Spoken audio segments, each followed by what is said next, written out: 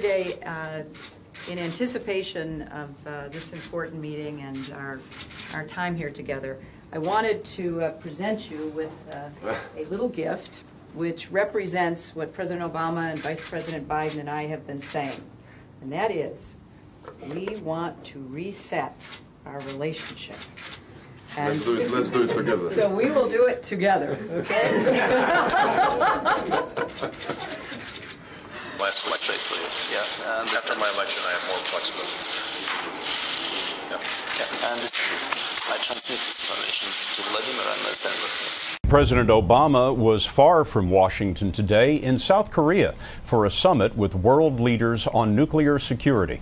But he couldn't escape presidential politics, not after a live microphone picked up a comment that he made to the Russian president. My last place for you. Yeah. And after my election, I have more flexibility. Yeah. And I transmit this information to Vladimir and stand with me. You are looking at the President of the United States. Barack Obama has been reelected, the 44th president. Listen to the crowd out in Times Square. Last place for you. Yeah. And after my election, I have more flexibility. Yeah. And I transmit this information to Vladimir and stand with me. Governor Romney, I'm glad that you recognize that al-Qaeda is a threat. Because a few months ago, when you were asked what's the biggest geopolitical threat facing America, you said Russia. Not al-Qaeda, you said Russia. In the 1980s are now calling to ask for their foreign policy back because, you know, the Cold War's been over for 20 years. You write in your book something pretty funny. You talk about going to see Putin on something. Anyway, he takes you into his office and he then asks if Bill Clinton would like to go tagging polar bears in the Arctic. Yes. Really macho, right? Yes. Yes. And you say, well, I'll see about his schedule, but otherwise I'll go. I did. Yeah, but the funny is that he gave you a funny look. As if this woman... Yes. Yeah. Right? Let's talk about what's really going on here, Martha. The Kremlin, meaning Putin and the Russian government, are directing the attacks, the hacking on American accounts to influence our election. And WikiLeaks is part of that, as are other sites where the Russians hack information. We don't even know if it's accurate information, and then they put it out. We have never in the history of our country been in a situation where an adversary, a foreign power, is working so hard to influence the outcome of the election. And believe me, they're not doing it to get me elected. They're doing it to try to influence the election for Donald Trump. Now, you are very clearly quoting from WikiLeaks, and what's really important about WikiLeaks is that the Russian government has engaged in espionage against Americans. They have hacked American websites, American accounts of private people, of institutions. Then they have given that information to WikiLeaks for the purpose of putting it on the internet. This has come from the highest levels of the Russian government, clearly from Putin himself, in an effort, as 17 of our intelligence agencies have confirmed, to influence our election. Breaking news, CNN learning tonight that Hillary Clinton's campaign and the Democratic National Committee helped fund the research which led to the controversial and, frankly, salacious and disgusting in some of its allegations dossier that detailed alleged Russian efforts to help Donald Trump's presidential campaign. The Washington Post was first to report this. CBS News confirms the Democratic Party and Hillary Clinton's presidential campaign helped pay for controversial research into President Trump's ties to Russia.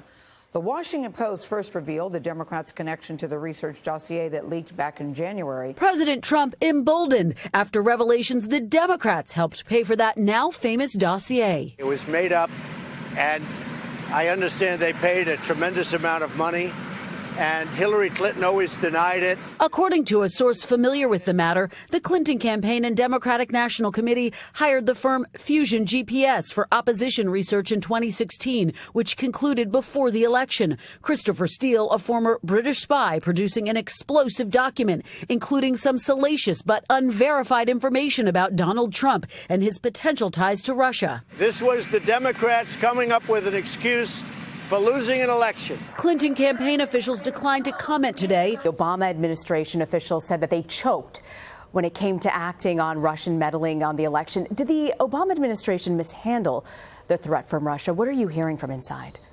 Yeah, I mean, I think there's a lot of divisions inside the Obama administration during those final months where they were weighing this very delicate situation. I mean, yes, on one hand, they had this intelligence that was showing that Putin was directing this and that the goal was to help Trump win the White House. But on the other hand, the concern within the White House was that if they acted on that intelligence before the intelligence community was in firm agreement on the intentions of Russia, that they could be accused of politicizing the intelligence to try to help Hillary Clinton win the election. So that was weighing on them, in addition to their concerns that if they did retaliate against Russia before the election, then Vladimir Putin, the Russian leader, may have decided to basically intervene on Election Day or before Election Day to try to tamper with voter rolls and voting machines, which could obviously have really raised fundamental questions about the outcome of the election itself. You're a former intelligence officer. You've pieced together incomplete information many times in your life. Does it look like to you intentional collusion, or does it look like something more innocent? I'm not prepared to say it was intentional collusion. I've not seen any evidence of that. So we learned this week that former Trump foreign policy advisor George Papadopoulos traveled to London in March 2016, and then in April he met with a professor who promised dirt on Hillary Clinton from the Russians. Have you seen any evidence that this dirt, these emails, were ever given to the Trump campaign? Not so far. Not so far.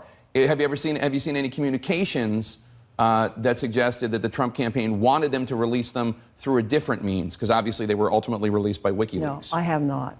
A key question for congressional investigators.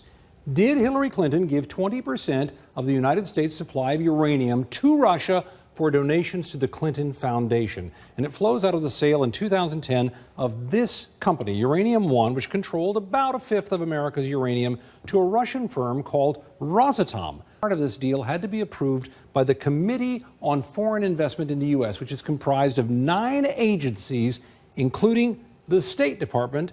And at that time, Hillary Clinton was the boss there. And Hill newspaper, which reports on a lot of things with the government here, came out with a report showing the FBI was investigating a subsidiary of Rosatom for possible racketeering, money laundering, bribes, all aimed at giving the Russian government more influence over the U.S. nuclear industry while this deal was being approved. So some members of Congress want to know why they weren't told about all of this. And furthermore, the Hill says the Russians were channeling millions of dollars to the Clinton Foundation at the same time. Did Hillary Clinton help this deal along in any fashion? When you were asked what's the biggest geopolitical threat facing America, you said Russia. Not Al-Qaeda, you said Russia. In the 1980s are now calling to ask for their foreign policy back because the Cold War has been over for 20 years. My last election for you. Yeah, after my election, I have more flexibility. Yeah, I understand. I transmit this information to Vladimir and Denver.